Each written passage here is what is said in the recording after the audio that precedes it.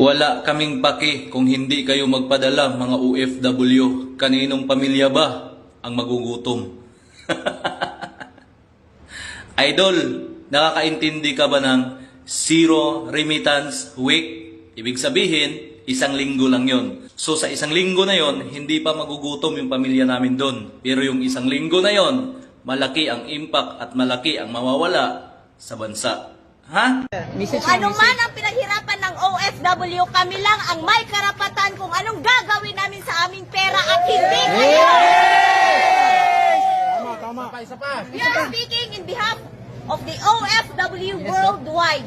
Okay. Ang gusto lang namin maayos na gobyerno. Hindi bangag na gobyerno. Malaki ang taxes na ibinibigay namin. Hindi man lang kami nakatanggap ng maayos na serbisyo galing sa inyo. Hindi katulad ni Tatay Digong. Kaya ayos kayo! Duterte! Duterte! Duterte! Duterte! Duterte! Oh guys, bali-balita.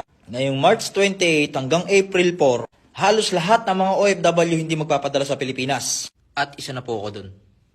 Nabalitaan nyo na ba? Alam nyo kung bakit? Bilang pagkondena sa pag-aresto kay former President na si Pangulong Rodrigo Duterte. Karamihan ang gagawa niyan dun sa bansang Europe, yung mga OFW doon. Paano ba yan kung lahat ng OFW, de zero remittance yan? Tapos panawagan ng palasyo kumalma ang mga OFW. Tapos sasabihin nila pamilya namin ang maapektuhan sa Pilipinas. Sinong niloko nyo? Hindi po sila maapektuhan dun. Kasi bakit? Nagpadala na nung last month. Hindi naman gagawin ng mga OFW sa Europe yan, ang basta-basta. Ibig sabihin, kahit hindi sila magpadala ngayong katapusan, may magagamit sila. Kasi nga yung iba, may mga other source of income pa yan sa Pilipinas. O ngayon, alam nyo na epekto sa mga OFW dahil sa pinipilit yung tama kuno ang pag-aresto sa kanya. Si Pangulong Rodrigo Duterte lang naman ang nagmalasakit na Pangulo sa mga OFW. Kaya ganun na lang siya minamahal ng mga tulad namin. Siniro yung budget nyo nga yung PhilHealth. Dinapay nyo pa yung SSS at Pag-ibig. Total, ginawa nyo din yan. O di zero remittance na lang natin para damay-damay na. Ish. Tapos sasabihin ng Malacanang, kumalma. Sinunod lang daw kuno nila yung batas. Huwag nyo na pong gawin mga sambayan ng Pilipino. Kaya minsan mahirap maging bayarang abogado. Alam mo nang ang mali, itinatama mo pa. Ganyan talaga pagdating sa pera. At bulok na sistema. Oh, mga kababayan, mga OFWs, nag-warning yung Malacanang kanina, Sen. Declare, sa press conference niya na yung about sa zero remittance. So, nag-warning sila sa atin, iwa-warning din natin sila. Sila lang ba yung marunong, di ba? Karapatan natin yan, pera natin yan, pinaghirapan natin yan. So, this coming March 28 till April 4 will have no remittance of those OFWs who support PRRD. Mabuhay ang lahat ng OFWs. So, I declare, watch us, diba?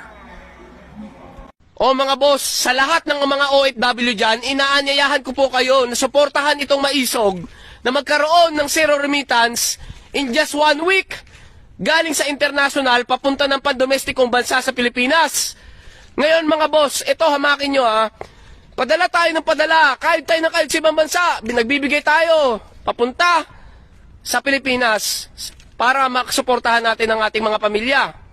Ngayon, kinakaltasan tayo ng gobyerno natin sa Pilipinas, tapos pinapang-ayuda lamang yan sa mga tamad na yan.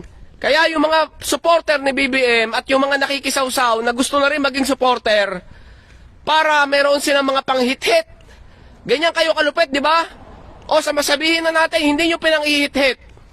Pero sinisiraan nyo yung tao na gumawa sa inyo ng maganda at nagbigay na matiwasay at magandang pamamalakad sa ating bansa nung panahon ni Rodrigo Duterte. Para lamang magkaroon kayo ng ayuda, gagawa kayo ng mga kwento. Kaya naman mga boss, zero remittance simula ng March 28 hanggang April 5. At alam nyo ba kung ano magiging ganti natin mga boss? Dahil hindi naman tayo pinapansin eh. Wala naman pinapansin kahit putak tayo ng putak sa social media.